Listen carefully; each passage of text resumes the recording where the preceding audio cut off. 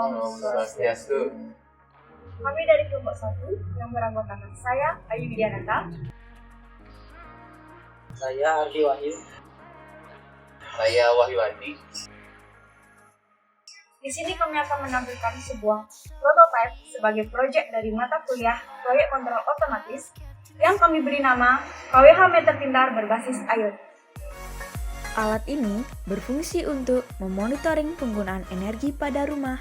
Kita dapat memantau biaya dan jumlah energi yang digunakan secara real-time, di mana alat ini juga dilengkapi dengan mode hemat energi yang memungkinkan konsumen dapat mengontrol beban secara otomatis dari jarak jauh. Adapun alat yang digunakan yaitu ESP32, sensor ZMPT101B, sensor ACS712, modul relay 5V, LCD 20x4 I2C, breadboard, fitting lampu LED 5W, kotak kontak, dan kabel jumper.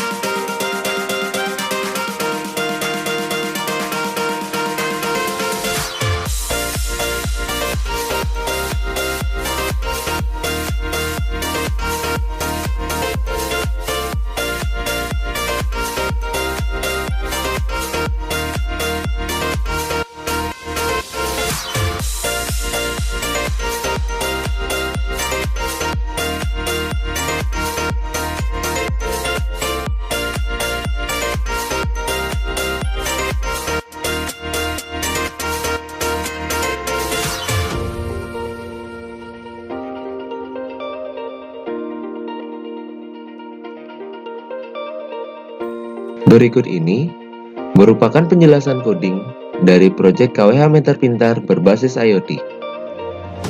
Pertama-tama, kita includekan dulu semua library yang akan kita gunakan di dalam proyek ini.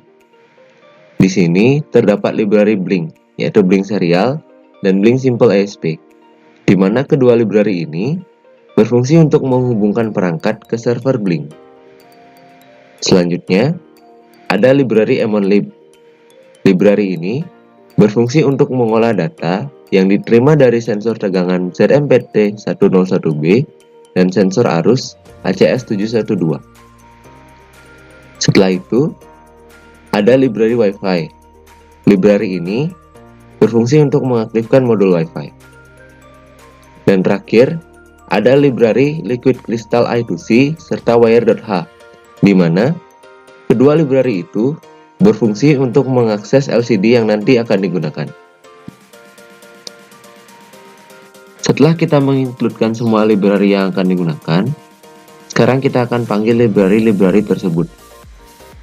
Yang pertama, kita panggil library Liquid Crystal I2C untuk menginisialisasi LCD. Setelah itu, kita panggil library EmonLib yang berupa energi monitor dan kita deklarasikan dengan nama variabel emon1. Selain itu, kita juga memasukkan nilai kalibrasi untuk tegangan dan arus. Setelah itu, kita deklarasikan variabel beban 1 dan beban 2, di mana beban 1 dan beban 2 ini merupakan relay yang masing-masing terhubung dengan pin 19 ESP32 dan pin 23 ESP32. Selanjutnya ada blink timer untuk mengaktifkan fungsi timer. Selanjutnya, ada 3 baris coding yang berisikan out, SSID, dan pass, di mana out merupakan kode unik yang akan dikirimkan setelah kita memulai project pada aplikasi Blink. Selanjutnya, SSID dan pass merupakan nama serta password dari hotspot yang digunakan pada project. Selain itu, kita juga mendeklarasikan variabel KWH dengan nilai awal 0. Setelah itu biaya, last milis, dan juga tegangan. Kemudian, kita buat void mytimer.event, di mana di dalam void ini terdapat lcd.init dan lcd.backlight untuk men-start LCD. Selain itu, di sini juga dipanggil fungsi dari library EmonLib yang berupa calv, di mana calv ini berfungsi untuk melakukan kalkulasi terhadap data yang diterima dari sensor arus dan tegangan. Setelah itu, kita dapat memprint hasil kalkulasi yang dilakukan oleh library EmonLib. Nah, pada serial monitor kita akan memprint tegangan, arus, power factor, power, energi, dan biaya. Selain itu, kita juga akan mengirimkan beberapa nilai ke server Blink dengan menggunakan sintaks Blink Virtual Write. Nah, nantinya di dalam server Blink, nilai tersebut dikirimkan masing-masing kepada virtual pin. Nah, di sini tegangan dikirimkan ke virtual pin V0, kemudian arus dikirimkan ke virtual pin V1, selanjutnya power dikirimkan pada virtual pin V2, energi dikirimkan pada virtual pin V3, dan terakhir biaya dikirimkan kepada virtual pin V4. Setelah itu, pada LCD kita akan menampilkan juga beberapa nilai. Yang pertama ada tegangan, arus, energi, dan biayanya. Kemudian, pada void setup, kita set baud rate pada 9600. Selain itu, di sini juga terdapat coding setup untuk tegangan dan arus, di mana nantinya library EmonLib akan membaca nilai tegangan yang didapat oleh sensor ZMPT101B pada pin 35 ESP32, dan juga nilai arus yang didapat oleh sensor ACS712 pada pin 34 SP32. Kemudian, di sini juga terdapat sintaks blink.begin yang berfungsi untuk mengirimkan out SSID dan password yang sudah dimasukkan tadi di atas. Kemudian, kita juga memanggil fungsi timer dan men-set interval setiap 5000 ms untuk void myTimer.event. Jadi nantinya, setiap 5000 ms, void myTimer.event akan refresh.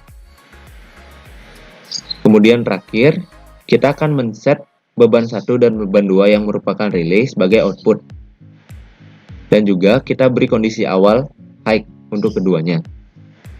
Selanjutnya, pada void loop, terdapat coding untuk notifikasi dan juga pembatasan beban. Nah, yang pertama, untuk notifikasi. Ketika kondisi KWH melebihi dari batas yang ditentukan, dalam hal ini adalah 0,002 kWh sebagai contoh, maka sintaks blink.notify akan bekerja. Ketika sintaks tersebut bekerja, maka blink akan mengirimkan warning yang akan bertuliskan ayo hemat listrik kepada smartphone pengguna. Selanjutnya, untuk pembatasan beban, ketika nilai KWH melebihi 0,002, maka beban 1 akan diberi kondisi low. Ketika kondisi low, relay beban 1 akan aktif. Ketika aktif, dia akan memutus arus yang mengalir ke beban 1. Kemudian, terakhir, terdapat sintaks blink run untuk menjalankan semua sintaks yang berhubungan dengan blink dan juga menjalankan timer. Berikut ini merupakan tampilan pada blink, di mana kita menampilkan tegangan, arus, daya aktif, penggunaan energi, biaya, dan grafik tegangan dan arus. Tegangan kita hubungkan pada V0, arus pada V1, daya aktif pada V2, penggunaan energi pada V3, dan biaya pada V4. Pada kontrol mode hemat, kita menyediakan dua buah saklar, di mana saklar 1 untuk beban 1, saklar 2 untuk beban 2. Beban 1 kita hubungkan pada GP19, untuk beban 2 kita hubungkan pada GP23. Di sini kita juga menyediakan notifikasi di mana jika penggunaan energi melewati batas yang ditentukan, maka akan ada notifikasi muncul untuk user.